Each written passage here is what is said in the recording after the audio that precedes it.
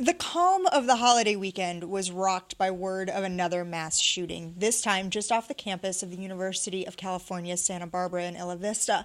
Eliott Rodger killed 6 and injured another 13 people during Friday night's rampage.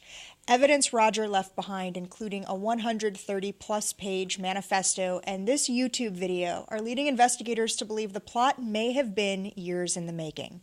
Well, this is my last video. It all has to come to this. Tomorrow is the day of retribution.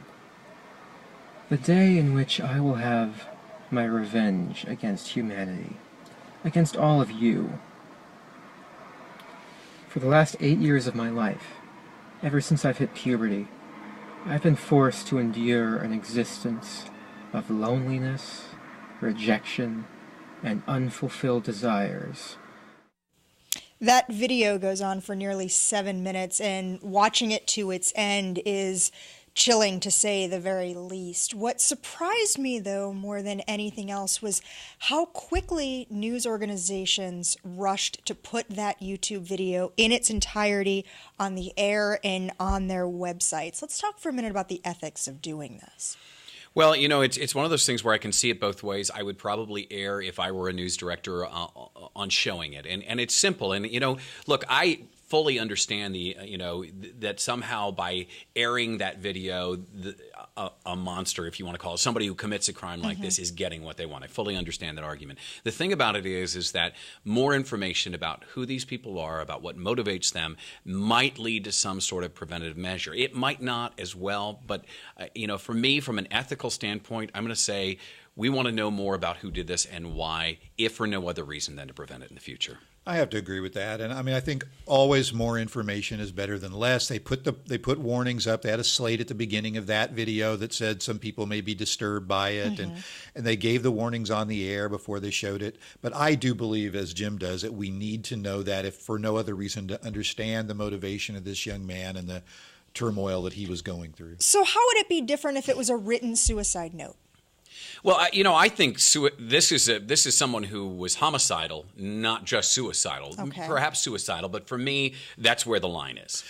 Who did he leave this? If he left a suicide note, there might be a question of who he left the note for. He posted this video on YouTube. He wanted the public to see it. Now, that doesn't mean we have to give him what he wants, but the audience for that video is different than a suicide note might have been. It might have been for his family or loved ones. We don't know. Okay, well, for all of the coverage this story is getting in the mainstream media, the outlets that you and I consume every day, there's a bit of controversy brewing on the UCSB campus. There are 2 student-run newspapers there, and they are each taking very different approaches to this incident. Reporters and editors of The Nexus, the independent student newspaper, have been publishing continuously since 10:57 Friday night, which was about an hour after the first report of shots fired.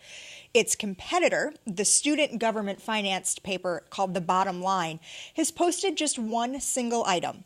2 days after the shooting, it was an op-ed entitled, "Why We Have Not Yet Published Anything on the Isla Vista Shooting." That op-ed said that the reason that it's chosen not to publish anything else is that it's trying to adhere to the Society of Professional Journalists Code of Ethics, which says not to engage in any journalism that might do harm. Is ignoring the story a way to really honor that code? Is that the spirit of the intention? The code talks about minimizing harm, and it means minimizing harm to the public or people that are a part of a news story. When they wrote this editorial, they said they wanted to minimize the emotional harm to their own journalists. That is not what the Code of Ethics is about. And in fact, I think they did a disservice to their audience, the students of this campus, the victims of this, and the friends of the victims, by not covering it at all. Yeah, I don't think there's any question that this is the time for a news organization to shine as much light on as many different facets of this story, to inform and to educate people on the issues that are surrounding a major news event like this. Very clearly, I would side with the organization that covered this wall to wall from its inception, because that's what journalism is, not code notwithstanding. I mean, there was an editor quoted in one of the pieces you got on our links blog, I think from the San Francisco Chronicle, which basically was sort of praising this paper for not engaging in so-called tragedy porn that she says the media tend to wallow in it. And okay, I get that. But I also think that it's worse for us to be so sensitive about, how fragile we are that we're unwilling to talk about the truth of terrible incidents like this. Well, if one of the purposes of student media on college campuses is to help train the next generation of journalists, what do you say to that student journalist who says, I'm not going to cover that story because of the harm it might cause me? Professionally speaking, that might mean we wouldn't get news coverage of 9/11. We wouldn't get news coverage of lots of other stories that we are the first recorders of history. This publication is choosing to not participate in that recording of history. Well, and what news is what is unusual, and oftentimes it is awful. And are we always well trained to handle those situations? I don't think journalists necessarily are always trained to console victims of crime in real time and those kinds of things. Nonetheless, as you said, not only are we there to record history, but we're also there to shine light on problems. Can I just say one other thing about this story before we leave it? So, the media, and it's our job to try to do this, and the public tries to find the deeper meaning in tragedies like this, because if we can't make some sense of it, it really is horrible. And so we have all the conversations about whether, it's gun culture or it's mental illness or whether it's, the culture of sexual violence and all on campuses. But, I thought one media organization really, and I'm not saying that I support any particular solution, but I found this to be a really arresting headline in all places, The Onion.